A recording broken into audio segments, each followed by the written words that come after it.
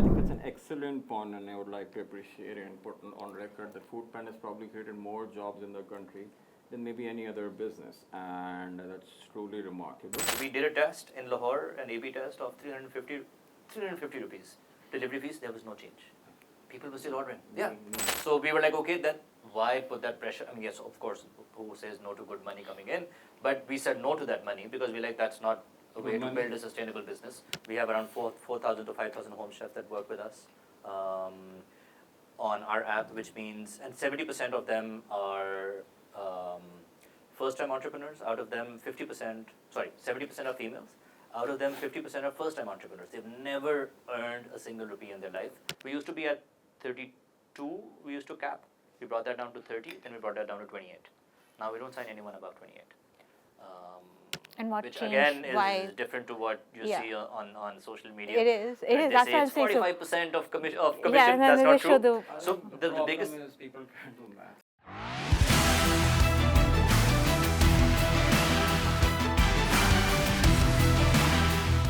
Hello and welcome to another episode of All Things Money. We are your hosts Fatima Attarwala and Ammar Khan. Our guest today is the CEO of Foodpanda, Muntaqa Peracha. Hello, sir. Welcome to the show. Alaikum, how are you? Thank you so much Good. for having me. Alhamdulillah. So what's happening right now is that we have daily fluctuations in fuel prices. And the last time we had this conversation, you mentioned that your riders' commissions and the structure, the payment structure, is linked to fuel prices. So how is that working out right now? Yeah, it's an interesting challenge, but the process still remains the same. Instead of doing daily changes, it's a pass-through. Fuel is a pass-through to the riders. Mm-hmm. Fuel price goes up, the compensation goes up, fuel price goes down, the compensation goes down. The riders are used to it. So what we're doing is we're not doing it on a daily basis. We take the weekly average and then we make sure that it's adjusted, and then we pass it on because they don't get their paychecks every day. They get it every week. So during that, we look at the past 7 days of fuel prices based on when they worked, and the adjustments happen accordingly. So if it's a pass-through and when the fuel prices and suddenly there's a hike of 20 rupees, for example, so their earnings must take a really big hit for that week. So how is, like, have you taken any measures to cushion that, for example, private insurance or any other fuel subsidies? So earnings don't take a hit because, see, if you change the price today is a Friday, right? So if you change the prices on Friday, the riders get their payout on Wednesdays. So we will change on Wednesday when the payout goes out. The prices will have that impact already mentioned in there. There's a difference. So when the rider accepts the order, they get the order, they see, 100 rupees, 50 rupees, 80 rupees, whatever it is, that this is your base earning. Mm-hmm. Everything else is on top of that. So a lot of times you see those screenshots as well, where the riders say, oh, look, we're only getting 40 rupees per order. That's not true in a sense. It's true that, yes, for that particular order at that point in time, they're getting 40, but they are part of a longer, there's a payout for fuel, which is on top of that. Then there's a payout for bonuses, then there's a payout for other things as well. So based on their whole week's earning, they earn obviously a lot more than that. If you average it out, it comes out to around 30% higher than the basic revised now minimum pay of each province. What else are we doing beyond that? So yes, insurance is already part of it. Mm-hmm. It didn't come off after any economic challenge. No. So by insurance, we mean for the riders, for the riders. Medical insurance. Yeah, so medical, the PA, personal accident, so that's their mm-hmm. life insurance is there, so all the riders get that. Then we have other areas where they can supplement their income by getting discounted, for example, tires, discounted cell phones. They can get installments on cell phones, installments for bikes, which mm-hmm. no one is able to provide to these riders because our whole banking system, and I think Ammar has tweeted a lot about that as well. So that has other challenges. So they have access to a lot of those things, where either they get discounted facilities or they get free facilities. We have a loyalty system within the app, rider app, which is called Bamboo Points. So they can claim those points against rupees and purchase something from our partner shops as well. So lots of activity around the riders that hopefully supplements their income from a basic wage to minimum wage plus 30% plus everything on top. Is there any plan to shift to EV bikes or something like that?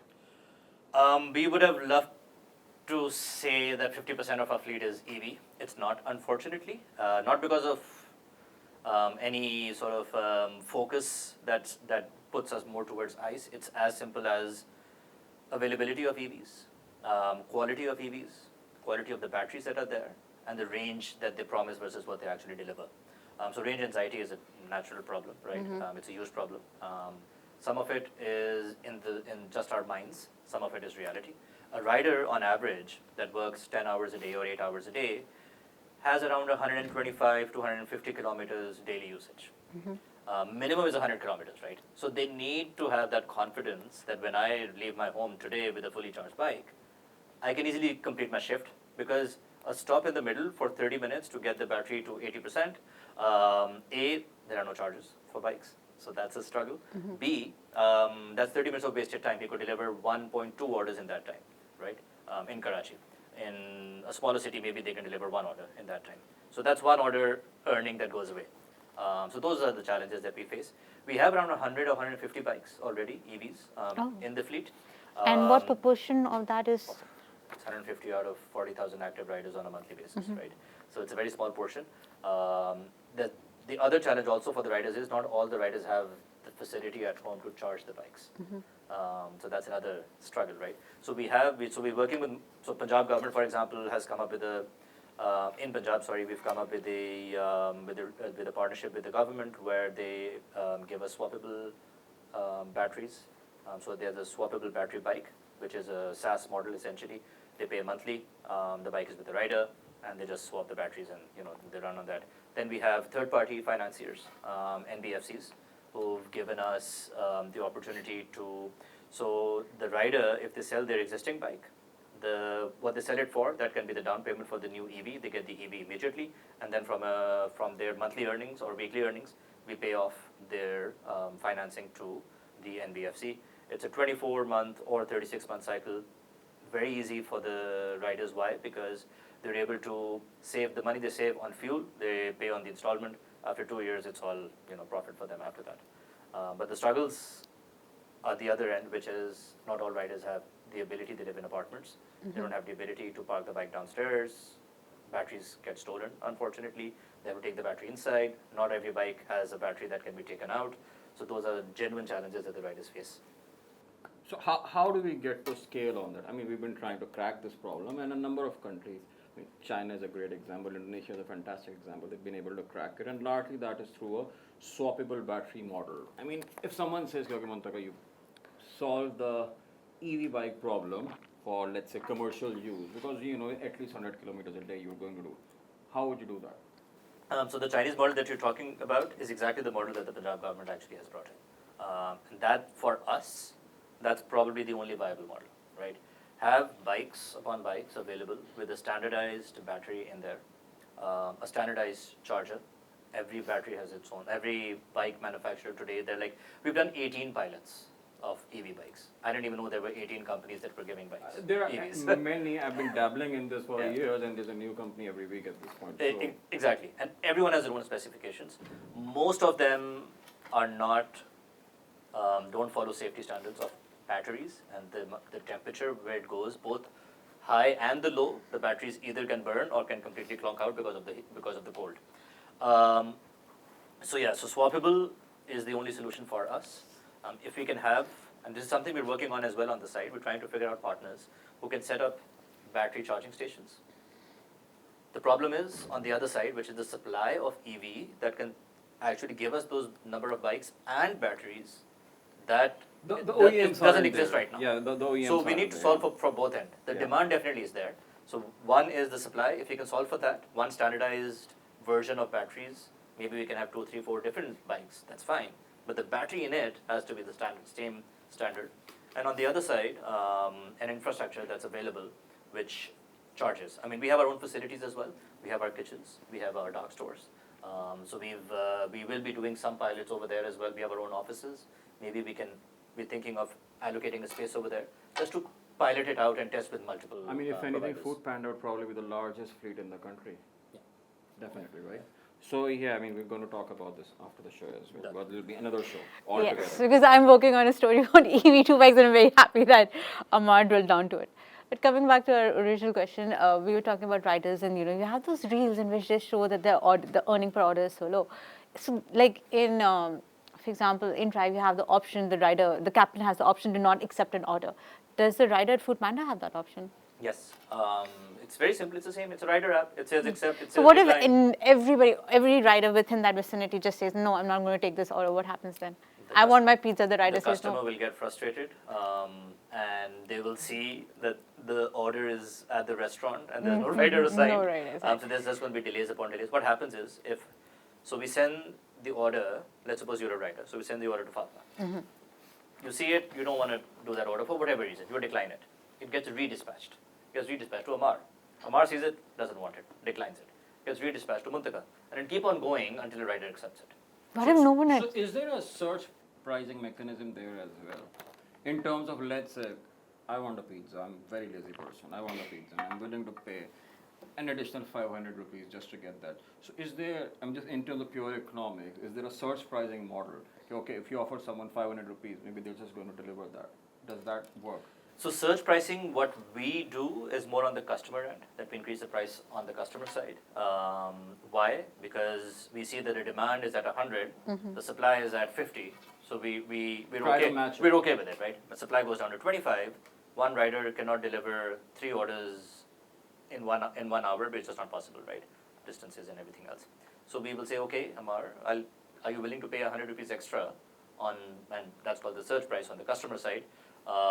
And if you're not, then we will reduce the number of choices that we show you so that the pressure on the zone or the city decreases. Once that decreases, lesser number of orders fall in, the riders will start accepting those orders because we have enough. So that's one how side. does that work out, the algorithm? Like, what are the results? I'm just very curious because sometimes it actually happens, you're just going to pay, let's say, 100 rupees extra, but it delivers in 55 minutes, and a normal order would deliver in 35 minutes. Like, something's off. So, how are the results? I'm just curious. So there are 3 things. One is surge pricing, which is when it's raining, for example, and our delays in that particular area go beyond 20 minutes, let's suppose, right? Then we will increase our delivery fees. Why? We would like to encourage you to order from closer so that more orders can get delivered. The riders still make their money because they're ordering more orders. So we reduce the choice, squeeze it a bit. So closer ones will be 70 rupees DF. Further away, instead of 199, it'll be 300, for example, right? So that's one way that we handle it, which we don't do in Pakistan. We used to do it. We don't do it because we did not see any significant change of customers' preferences. They were willing to pay. We did a test in Lahore, an A/B test of 350 rupees. Delivery fees, there was no change. People were still ordering. No, but that should be the exception, right? You should be paying and I should not be paying. I should change my sort of ordering pattern and move to a vendor that's closer to me. It didn't happen. So we were like, okay, then why put that pressure? I mean, yes, of course, who says no to good money coming in? But we said no to that money because we like that's not a way to build a sustainable business. We don't want to get that extra DF right now because it's not helping our ecosystem. I think one thing you should actually try there, because a typical order is worth, let's say, 4,000, 5,000 rupees, and if you're paying 300 rupees, like, fine, link it with the ticket size, like 20% of that, then you will see real change. Because Why are you making it more expensive for us? Again, See, for every Ammar, there's a Fatima. Yes, for every Ammar there's a Fatima. supply demand. And I live a food panda. Do not give him ideas. should The not challenge that exists is then you're also penalizing your good customers. These are the customers that are giving us more money and giving the restaurant more money as well, because obviously they earn on a percentage. So if they're earning 80% on an order of 4,000, and we say, okay, because you are a good vendor that has an expensive menu, for your customers I will charge 500 rupees delivery, while for the corner shop I will charge 50 rupees, even though they need the money more than the other ones, right? So we need to figure that out. Affordability is the interesting one, and I would also want to flip it. We would like to incentivize users who order from the corner shop, 1,000 rupee orders.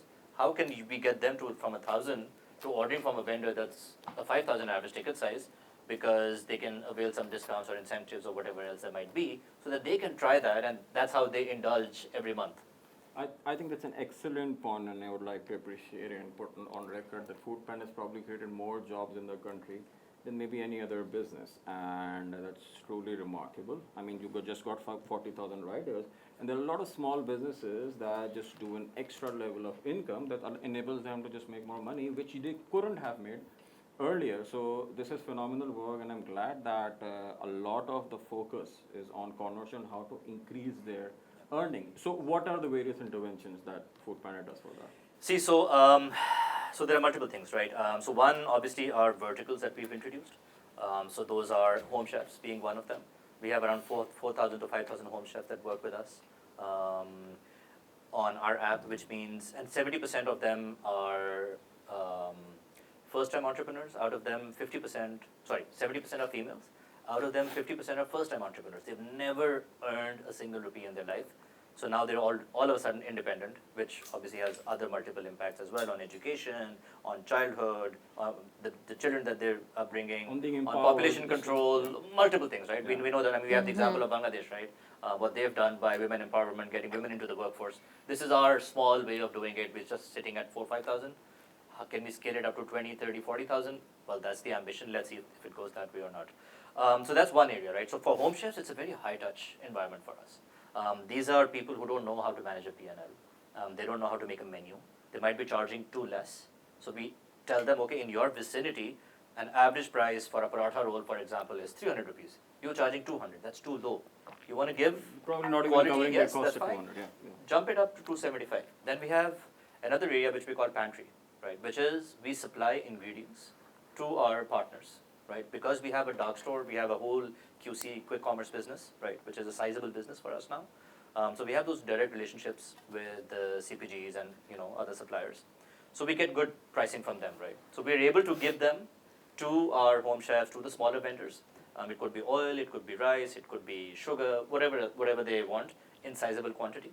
We can give that to them, which is the two benefits. One, it's quality product, so there's no counterfeit challenges.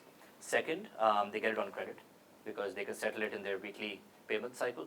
So there's a lot of vendor financing that happens through that. And you'll be surprised, I can't take names, obviously, but there are big vendors as well that do multi-million rupees of purchasing from us just on the ingredients, just on the pantry business. So that's another area. So that's a nice ecosystem that has been created. What does churn look like in this business, in the home chef business? So home chef churn is, to be honest, there's not too big of a difference between a home chef churn and your mid to lower class restaurant churn. Majority of it is driven by economic situation of the country, nothing else. As soon as the prices of ghee, so oil, flour, and chicken increased, we immediately see an impact on home chefs. Either they increase the prices. If they increase them too much, then they don't get enough orders. If they don't increase them, then they struggle from profitability perspective. So churn is relatively, 3 to 5 years is what an SME life is in general, right? Based on Pakistani data. On the restaurant side, it's slightly more aggressive. It's probably 2 to 3 years. If you are able to exist beyond that, then there's a good chance of you surviving for a longer time. But churn is mostly driven by high input prices, both on ingredients as well as when electricity prices were insanely high. That's when they struggle.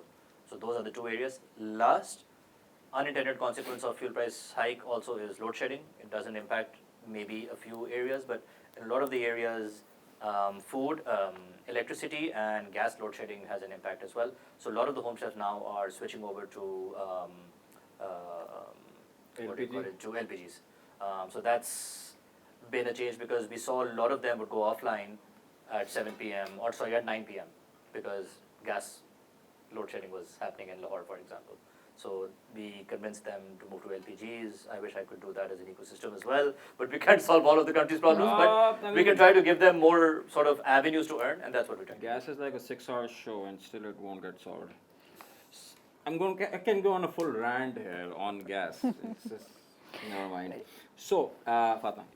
So I was just going to, in an earlier interview that we had for Dawn, the print interview, we discussed the growth of Foodpanda, right? There was the pandemic, and you were kind of educating your market as to how to deliver and all that. And at that time, there were more impulse buy purchases. The ticket size was lower. In an earlier interview, you said 800 to 900 rupees. Then over time, this increased to 2,000, 2,200 rupees in average order size for groceries.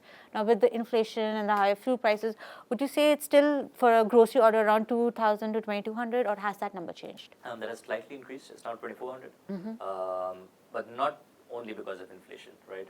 I think inflationary pressure. Now we're seeing it again, starting July. We've seen some restaurants change their prices. We see pricing changes from CPGs. We see pricing changes on packaging. We see pricing changes on our rider bags. So those elements have come in now.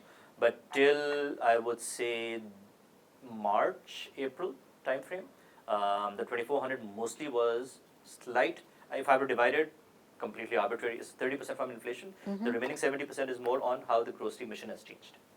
And how has it changed? So people have moved away. Last time we spoke, it was we were moving from impulse to groceries. Now we've moved to groceries. We've also expanded our PandaMarts. We've expanded our local shops as well. So the whole marketplace of QC has increased. QC is now solid 30% of our business. In Ramadan, for example, it goes up to 40%. Natural, right? Because people are cooking more at home and eating out less, so they order more. So it's a good ecosystem that has been created. We've added more categories. We've added pharmacy.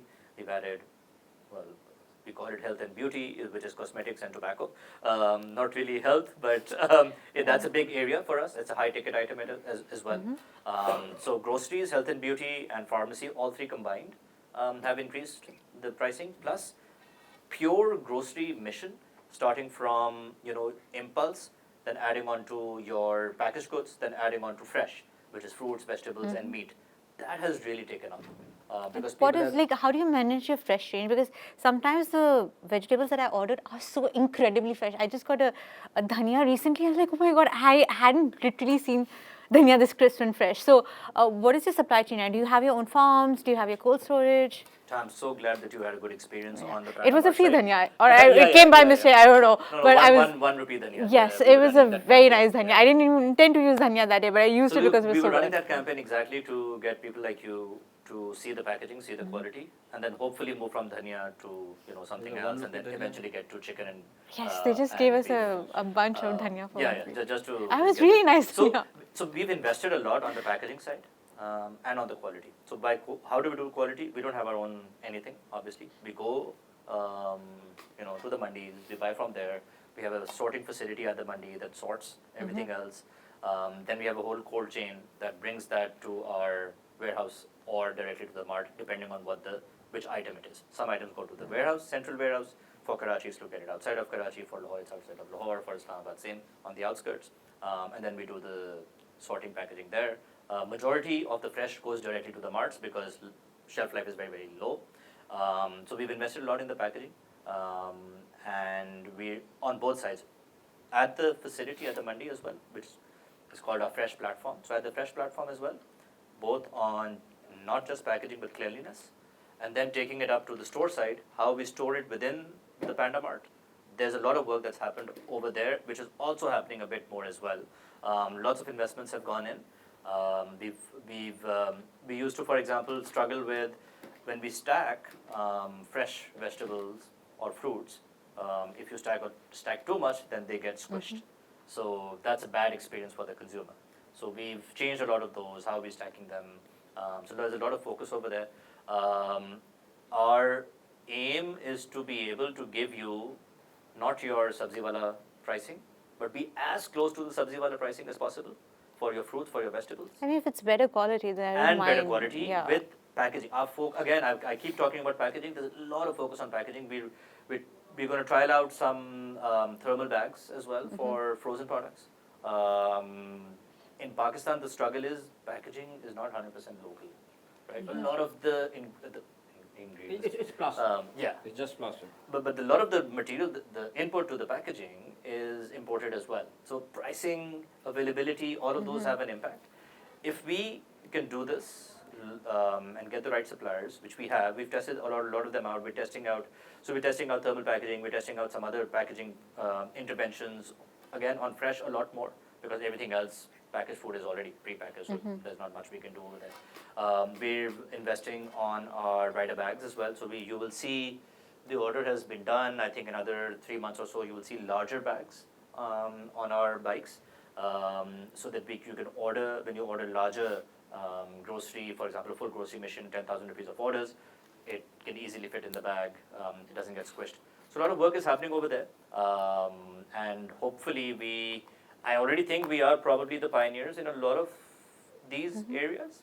Hopefully we'll be able to get to a point where everyone else then follows us as well, and everyone raises their standard of packaging and quality. So fresh fruit and vegetables is an insanely tough business, and there is a reason why no one's been really able to crack it formally. How is that going for you? Do you see anything promising going forward? Do you see this becoming really like a core business going forward, or it just feels like a trial run at this point? 55% of our orders have a fresh item in it.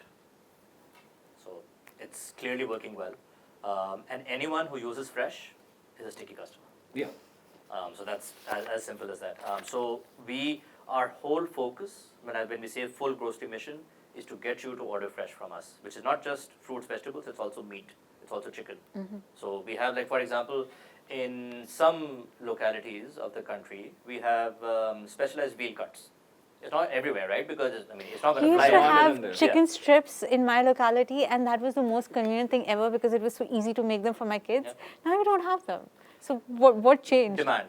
Oh, no. And slow move. So there's a thing called slow move. My kids like chicken So strips. there's a thing in retail called zero movers, which is this item just does not move, right, at all. So it's a zero moving item. Then there are slow movers, which are items that move. By move we mean they get sold, but the gap in frequency is very low. But you need to have them because they're essential items. For example, any high-end cosmetic product, no one is buying it every week. They buy it once every 3 months. So it's a slow mover, but it's an essential item. How do people buy cosmetics from Foodpanda? I mean, how do you know the shade of the lipstick unless you try it? How have you influenced that behavior?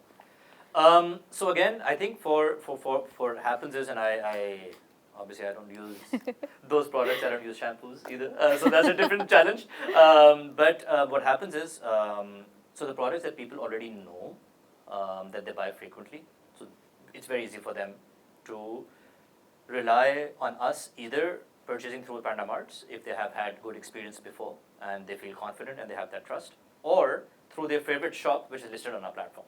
So if we have those shops there, so that's why we're not reliant only on PandaMart, because we understand that you as a consumer, you have your favorite shop, right? This is the shop I go to because I've been going there for generations. My parents go, their parents were going as well. Since independence, this shop has been, the number one for us. Fine, let's bring you that choice on the platform. So when you see that shop, you already know, okay, this is the right one. I'm not going to get counterfeit products. There won't be any issues, so I will order from there. Or you order from PandaMart. Once people have gotten there, then they sort of dabble into more areas, which is, let's try out this different flavor or this different shade or this different color or whatever, this different product. My favorite product is not available, but a competitor's product is available. Let me just try it out. It's okay. But again, it's a lot to do with trust, experience, reliability. I think that's what it falls to. So, what does growth look like now? I would think, I may be wrong here, that you would be like pretty much everywhere in the tier 1 cities. I don't know what about tier 2, maybe you can tell us more about that. Does growth look like in terms of more subscribers or more consumers? Does growth look like something that's coming from more number of orders or an expanding basket size? What does the math look like? Okay, so we're in 35 cities right now, and just pick them by population and by education and by the availability of universities, colleges, and schools. That's how we prioritize them. That's how we've done them, right? So it's a simple formula.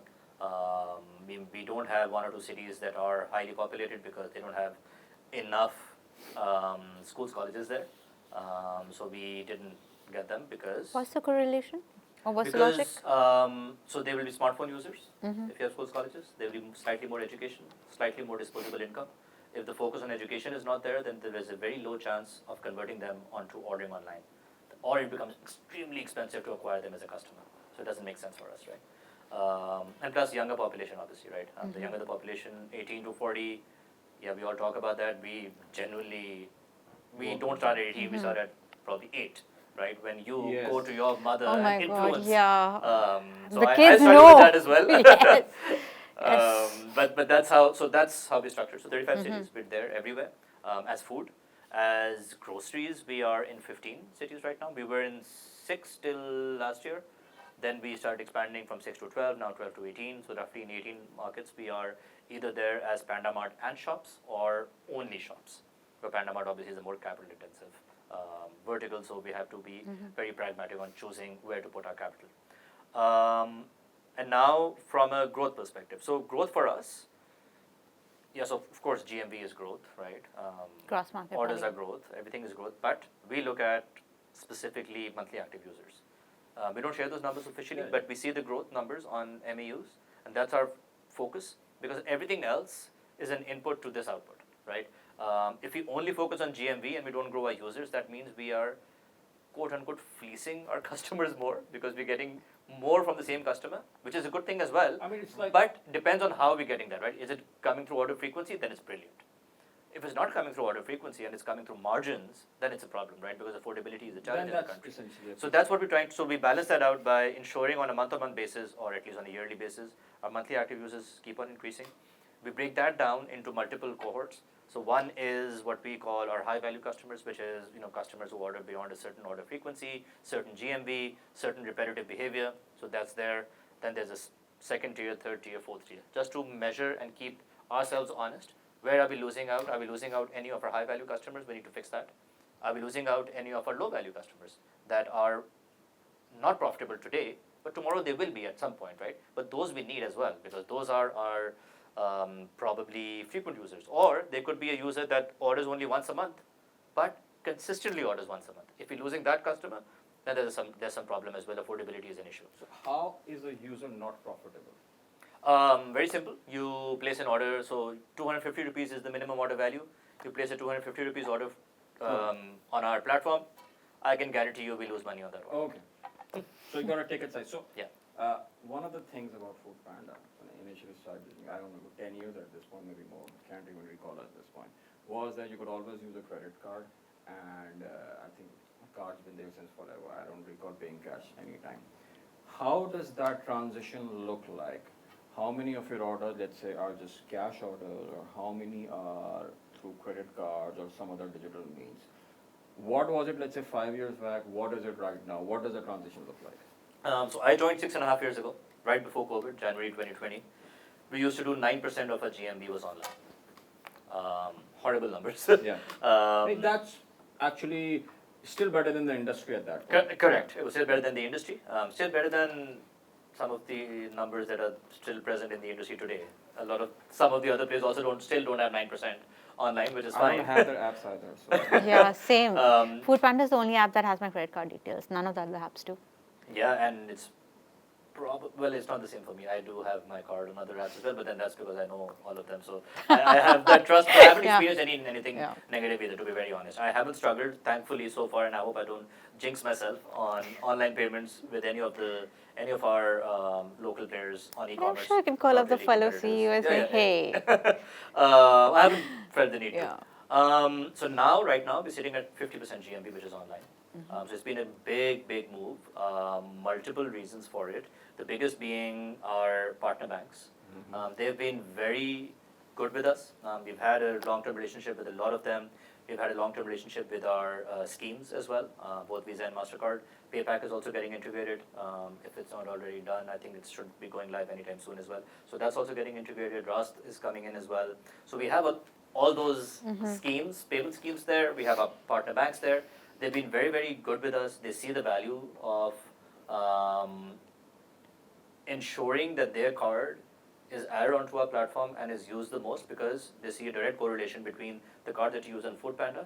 That card inevitably becomes top of wallet for you Their primary offline card. as well. Yeah. Yeah. So that's the biggest, and we see those numbers. We've shared them, and they were interestingly more positive than I would have imagined, to be honest. I didn't think it would have that big of an impact, but then it is what it is. So Right? what would it take to go from 50% to, let's say, 95% in the next 5 years?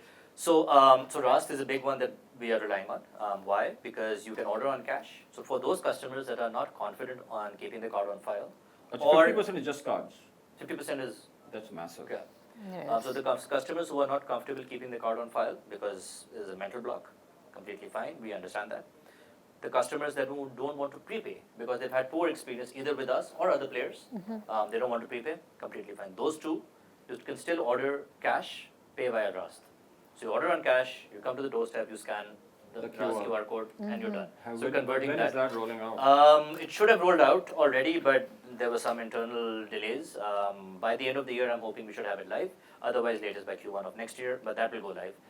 So that'll be a good push. So one thing again linked to cash and cash, I think that this is phenomenal stuff. All of the whole digital transaction and 50% just on cards. This is pretty big. Is taxation. So you're selling dhania, ₹1 dhania, probably getting GST hit on that. Someone buys from a store, मतलब ready से लेते हो, मंडी में जाके लो, there is no GST, and you probably it's a headache and a half for you at this point. How do you manage that, and how do you think this needs to be solved in a way that you have more people who are actually registered on GST, and the whole the value chain ecosystem develops? This is a largely tax question, which we just pick on your brain. And just to add to that, yeah. in the last conversation, 50 to 20% of your eateries were GST registered, and part of that was that most of them were not, the home chefs were not big enough. So what has changed in that context? 5 minutes for just on GST. The numbers are still the same. So the registered sales tax registered vendors on our platform have not changed materially, right? 50 odd might have gotten added, or 150 or 300 or whatever. But that number doesn't really impact overall. Why? Because the bigger players are already registered. These are the smaller ones. They don't have that big of a GMV passing through us. So it's not a material difference to the government from a collection perspective. But what happens is, and the goods are get more expensive, right? If they're not registered, but you still charge a GST. I don't. Okay, you don't. If you've We noticed, cannot. in If some you are not orders, there- there's a So lower. that's the thing, right? So if you see you probably don't order from places where they don't charge GST. So on the bill, and that's a big misconception where the customers also say, why are you charging us tax when no, why is tax being added on top? I'm like, if you go to the restaurant, they will do that as well. Yeah, You but just it's don't look at the receipt in there's that manner. some restaurants that have that extra GST, and then some that are too small to have that. So there are three. Yeah. One is where they are tax exclusive. Why do you want them to tax more? Why? No, we need equity in taxes. Equity. That's the biggest thing, right? So we have three versions. Yeah. One, tax exclusive, be it on us or offline, which is the prices are exclusive of tax. That gets added into the bill, right? Which is majority of the high-end vendors, all of the high-end vendors that we go to, right? So that's there. That's easy, simple. The pricing at the restaurant versus the pricing on us will be the same, right? Done. Then the second ones are those that have the list prices on their menus as tax inclusive. So our large multinational chains, for example, if you see the pricing over there, they don't add tax into the receipt. Why? Because it's already included in there. And the reason they do that is they want the same pricing across all provinces, because one province charges 13%, one's 15%, one's 16%, so they don't want to change that pricing, right? Because then people will start, oh, why is that particular meal so expensive here and it's cheaper in Karachi versus Lahore? So they don't want to have that, so they have tax inclusive pricing. That's simple as well for us. Third is the one that you're mentioning, which is the people who are not registered, they don't charge tax offline. We cannot charge tax online either. Why? Because we don't have an NTN against which, or an STN or a PRTN or whatever it is, against which we can collect tax from you. So we don't charge that, right? It doesn't get added onto the bill. The challenge is obviously that pricing is quote unquote cheaper than the other ones. That's for the restaurants to solve. Ideally, we get pushed that why don't you bring them into the tax net? We're not an extension of the government. No, you're not a tax authority at this point. But we've been asked to do that. So we are collecting more like sort of like a withholding sort of an arrangement. It is withholding. With the government. So we are doing a withholding, which we then giving it to the government, and we give that to the restaurant as well, and hope that they eventually get registered. So we are facilitating the government, definitely. is there any additional services, because you're providing a service as well, is there any additional service tax that put on top?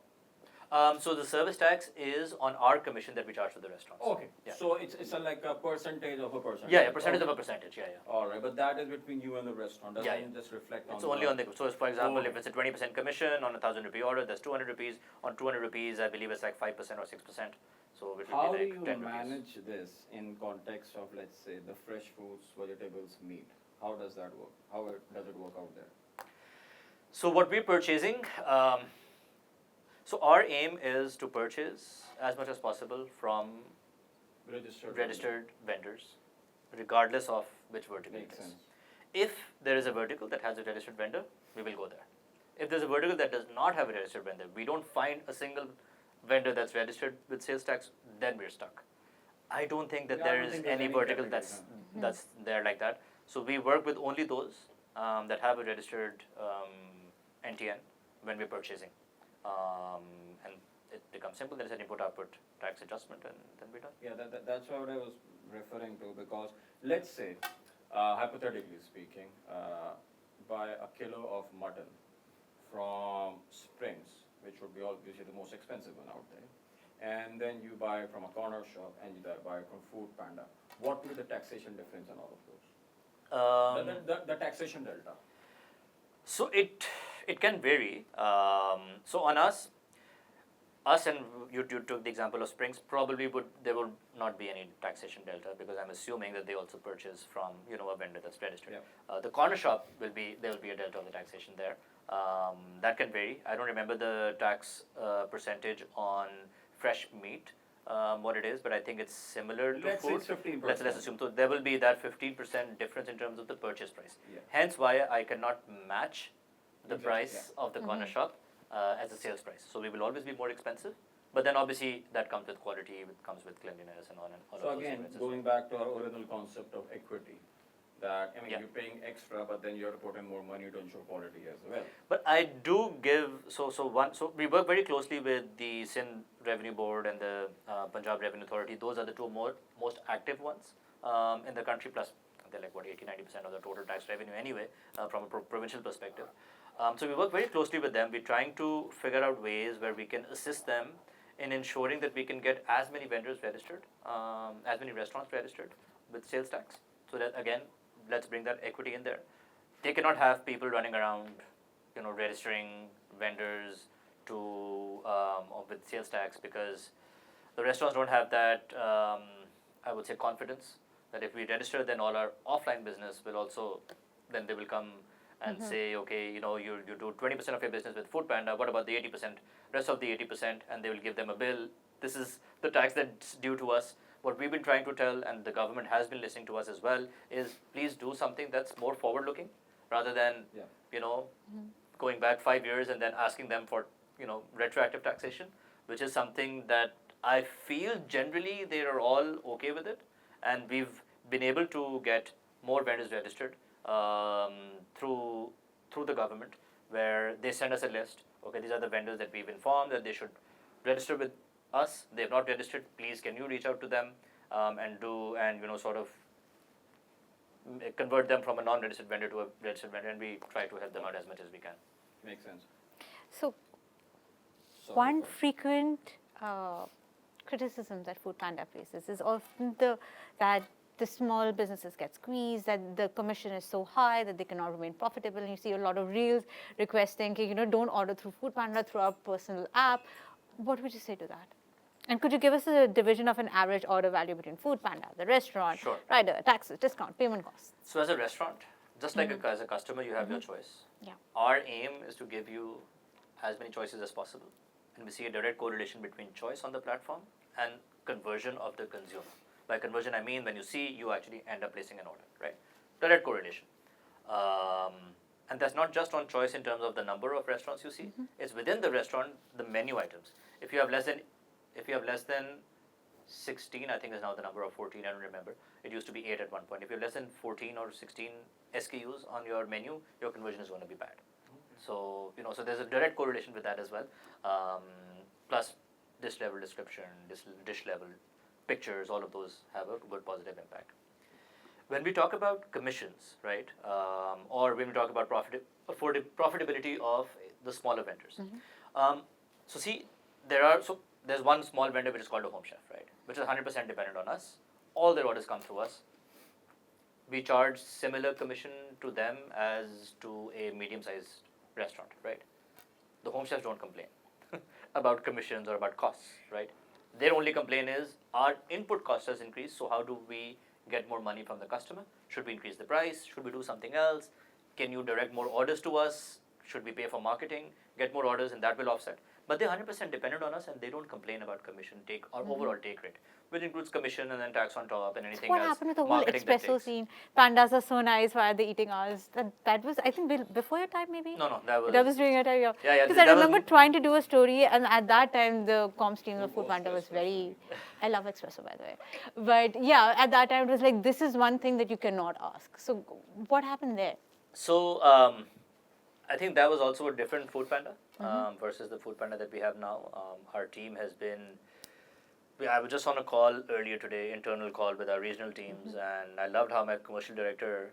I'm sorry I'm interjecting. Foodpanda, and it's reached out to comms, to media. It has become a lot more friendly and a lot more better the last few years. Otherwise, if I wanted to do a story and reach out to Foodpanda, it's very difficult. Now I feel that you're more open to having a conversation than you were a few years back. Again, it's also sort of a change in terms of not just how we operate as a company, based on the leaders that we've gotten in. That has had a very positive impact, obviously. The second also is in terms of the size that we are at now, right? We are the largest e-commerce in the country, right? It brings with it a lot of other responsibilities as well. So we want to make sure that we are able to sort of counter the taboos that are out there, and B, we feel there's a responsibility on us to also portray the good picture of Pakistan as well. I mean, right now, for example, within the Delivery Hero network, which is 64 countries, Pakistan is one of the fastest growing country and has been for the past 2.5 years. So it's not a base effect anymore, the Yeah, high growth numbers. It's phenomenal. Even though the massive base is growing. It's basically income, disposable income is increasing after like 4 years of nothingness. Exactly. So in those 2.5 years and now next year as well, we are the ones pushing the envelope a lot more on the targets that we get. Like we get targets from the region and we say, no, we're not going to do this. We're going to do X plus Y because we feel that that's what's needed. And So we in wanna our get earlier, Pakistan you to said that. company plans to double business in 3 years. So that is on track? That is on track. Yeah, we're on track on that. So coming to your affordability yeah. part, right? So the vendors, they have a commission that they pay to us. That is the largest cost on our P&L as well. You know, on average, we charge 22% of commission. So for a 1,000 rupee order, 220 rupees goes to us. Everything else is gone to the restaurant, right? So that's there. What else does the restaurant pay? So the average commission is 20%. Around 22. 22, because the last time was 25%, food cost was 30%, and commission and taxes was around like 30% of the revenues. That is the breakup I had. So The commission early- around 22%, right? Some Okay. would be at 28, some would be at 15, you know, depending wherever you fall in terms of So 15 global to 20, contracts plus singleton outlet plus a very, very small vendor with a very affordable menu. So we do need to charge slightly more to you so that, yeah, we will still be making a loss on you as a restaurant, but at least the loss will be slightly less, which is fine. So again, we are in a business of high volume, low margin, as simple as that, right? So when we were, So for what example... are the difference in commissions with like a really big chain, well-known, versus a small one? So I mean, it will be a range. 15 to 20% would be your, you know, large chains, nationwide chains. 20 to 25 would be probably everyone else, and then the long tail would be between 25 to 28. We used to be at 32. We used to cap. We brought that down to 30, then we brought that down to 28. Now we don't sign anyone above 28. And what Which changed? again is Why? different to what you Yeah. see on social media. It is. It Right? is. They That's say what I'm it's saying. So, 45% of commission. yeah, and then That's they not show true. the So the problem biggest is people can't do math. no, the biggest thing that people don't understand, two things they don't understand. One, tax. They put it on us. yeah. And the reason is you're not paying taxes on your own. We have to charge you tax on this commission that we charge you, which is really, really small. It's a percentage of a percentage, just like you mentioned. It's a very small amount. But if you look at the percentage, maybe you're just adding that total on top of the commission. Like As for example, Ammar it's said, 5%, people are not doing the and it's maths 25, right. 25 plus 5, 30. Oh my God. You know, So that's not the 5% case. of 25.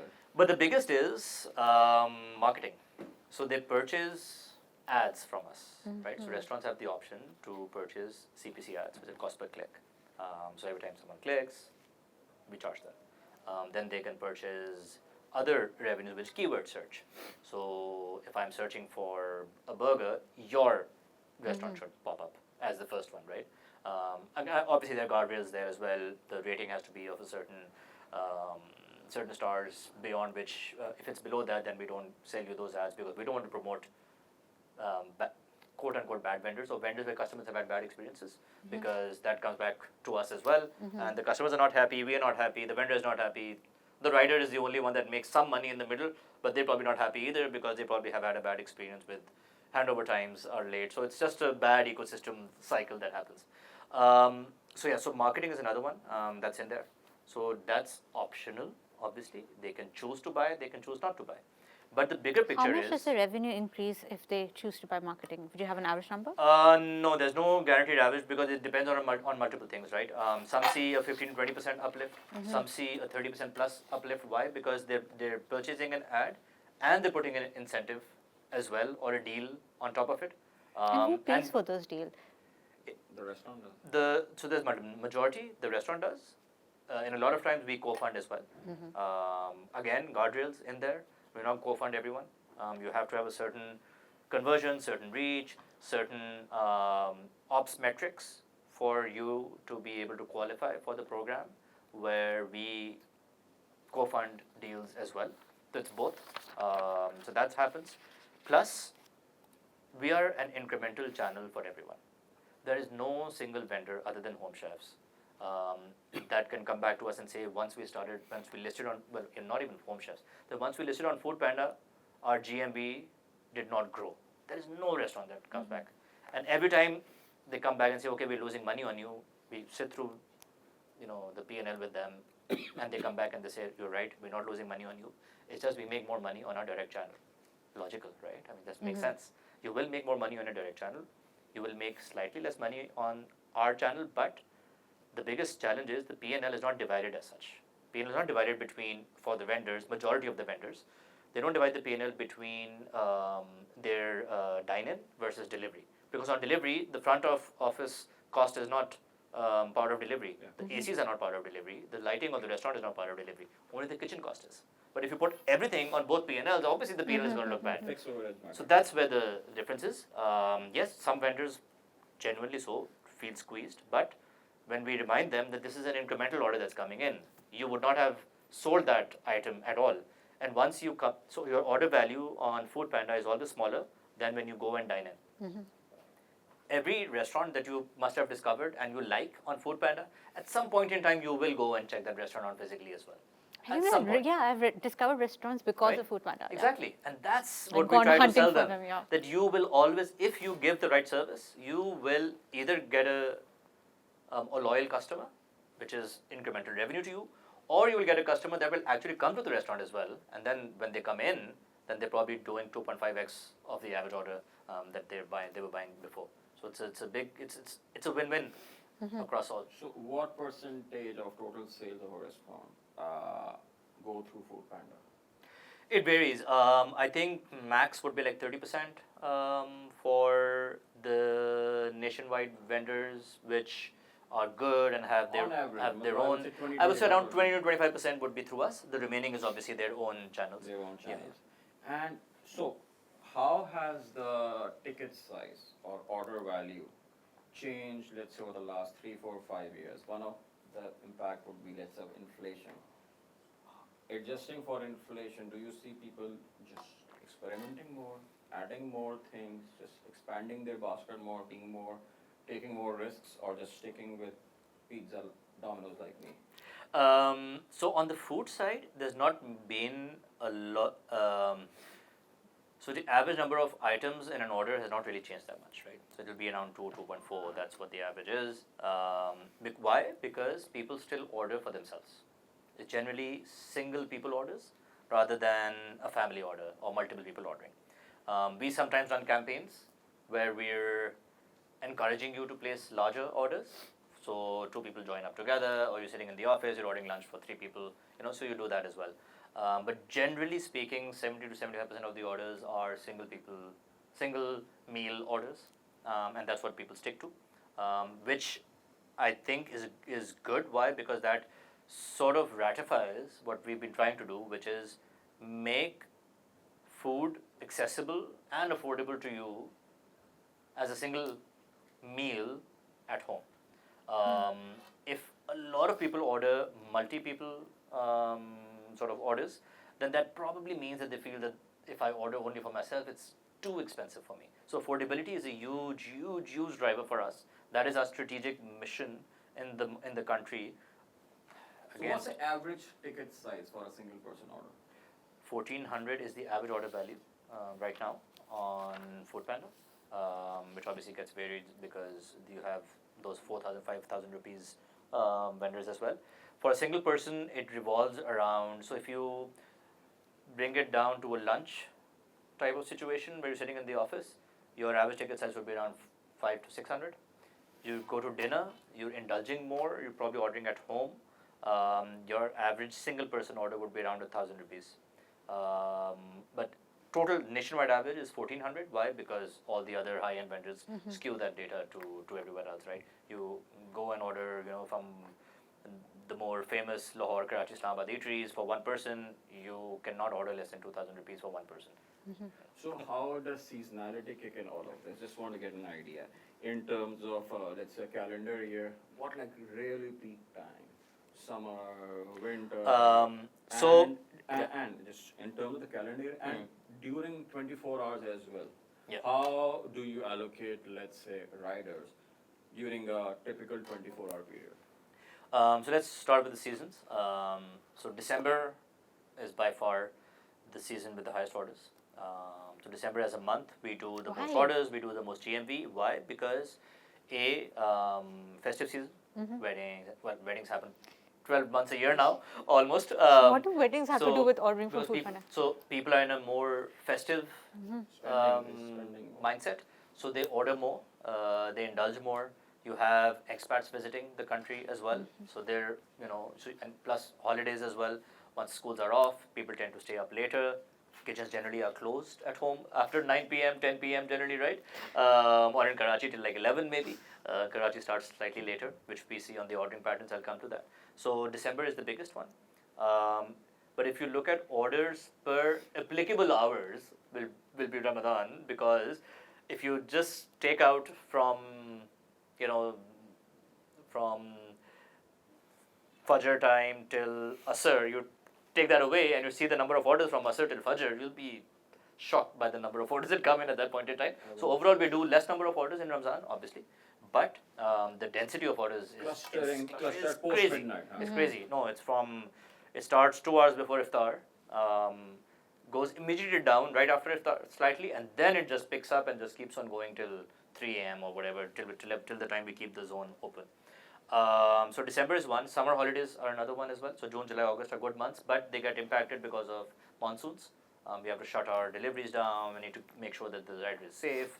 So those get impacted, but that's a good season for us. Then you have those What about cricket season? other campaigns. So the PSL is a big time for us. So that helps. People still watch PSL. My husband still does, They and do. he makes videos on it, so yes. They may not. So like this time around, for example, we didn't run our campaign on conventional TV. We ran it on OTT. Tap and Same results. Yeah. I don't even have a Same cable results. connection at this point. Yeah, a lot of people don't watch it. Yeah. And a lot of people don't watch it on TV. Why? Because there's one TV per household, Yeah. right, on average. If your family is not watching it and you're the young kid at home who wants to watch it, you're not going to get that time, right? Yeah. Your father or your mother takes priority. So PSL is one. Then sporting events like the World Cup right now, which timings were really bad, obviously Football World Cup. But we saw during some of the matches, like the Spain games, we saw an increase. Argentina games, we saw an increase. We didn't see increases in other games as much, but knockouts, once they started, we saw increases. Finals, we saw increase as well. So clearly we could see, I think we are a classic example of to understand if people are awake or sleeping. So that's there. And then if you look in the day, so peak time is dinner, which for Lahore starts at 7 p.m., for Karachi starts after 8 p.m. It peaks till 10 in Lahore, 11 in Karachi. Islamabad is also similar to Lahore. Then the second highest is lunch. Third highest is post midnight. So those are the three pockets that we have. Then snacking time also is there. Then the breakfast we've created as an occasion, which took us a while to create. People were not using the app at all at breakfast. We ensured that we had enough choice available. We made sure the restaurants were open, and now breakfast is a good, solid. It's does similar orders as So, snacking. I mean, I think I have a pretty good overview of Foodpanda right now. So how does deliveries work? Like, do you have any core areas in terms of segregated in terms of income levels, density, so on and so forth in Karachi, Lahore, where it's just easier to service, where let's say you can do 2 orders in 30 minutes, and then there will be areas where it just takes a lot more time to do service. How does all of that work out? So we have open neighborhoods, and then we have closed neighborhoods, or what we call societies, or what we call closed areas, because it's a cantonment, for example. Then again, cantonments are also divided. There are open cantonments where anyone can go in and out very easily. It's just a small checkpost.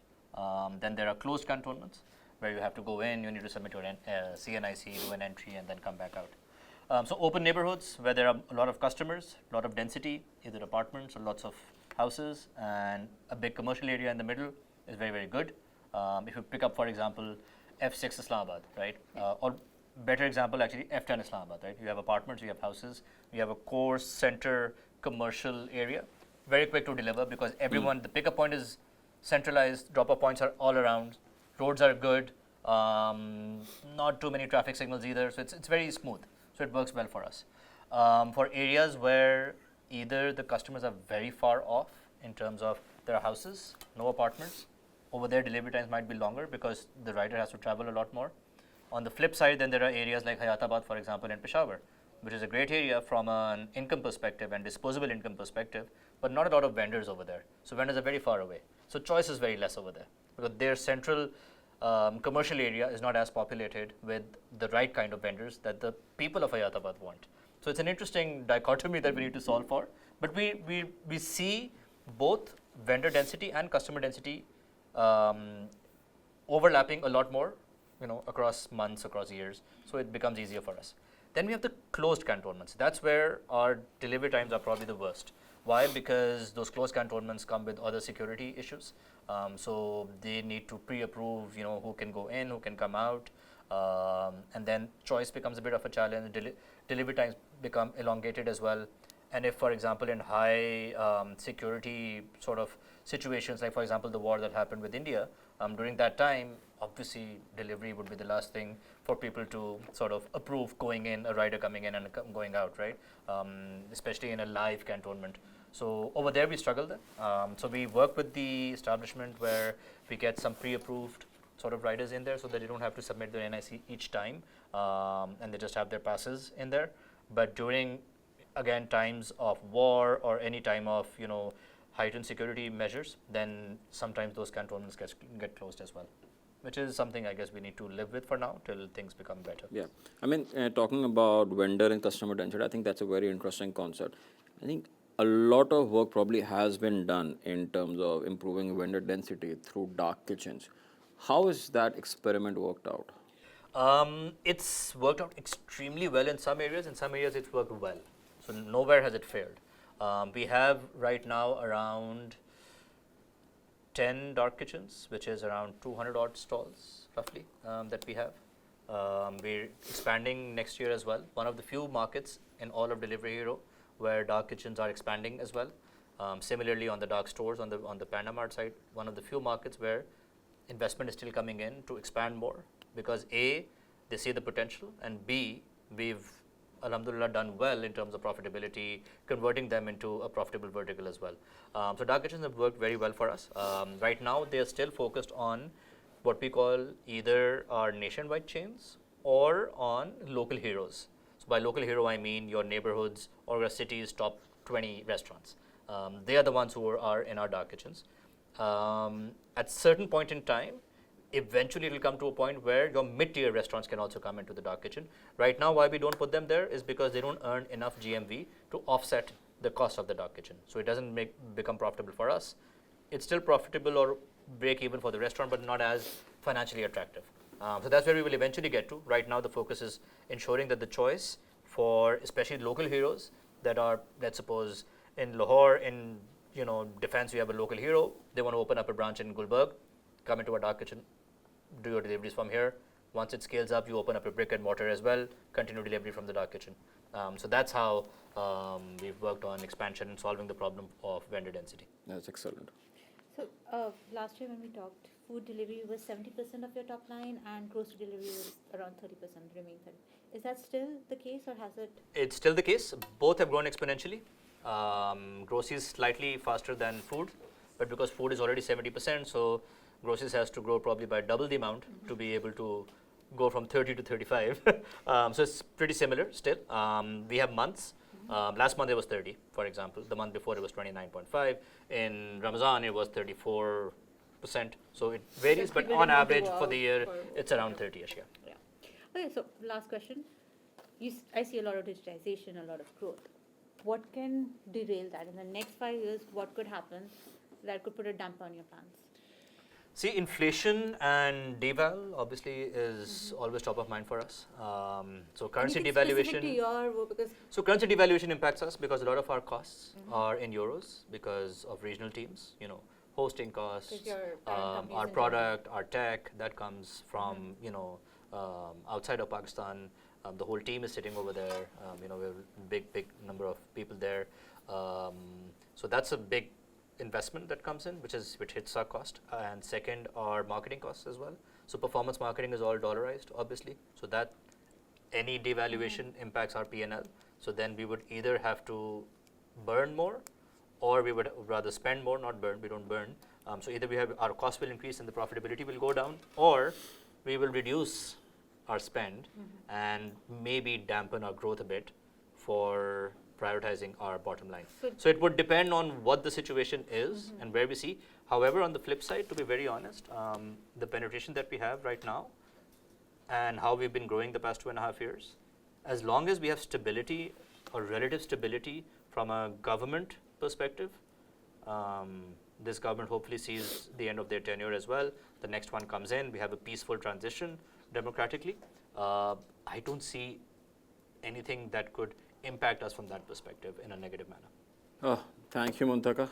This was probably one of the more insightful episodes we've done in a long time, and others have been fairly boring. I'm going to put it out there. And it's refreshing to hear someone say spend and not burn. Finally, we are at that stage of life where, burn is not something good. It's not something to be proud of. All right, thank you for your time. Really appreciate it. And hopefully next time, we'll see you around. Thank you so much for having me. Okay. All right, this is a wrap for an episode on Foodpanda and the economics of food delivery and basically delivery of anything and everything at this point. Till next time, goodbye.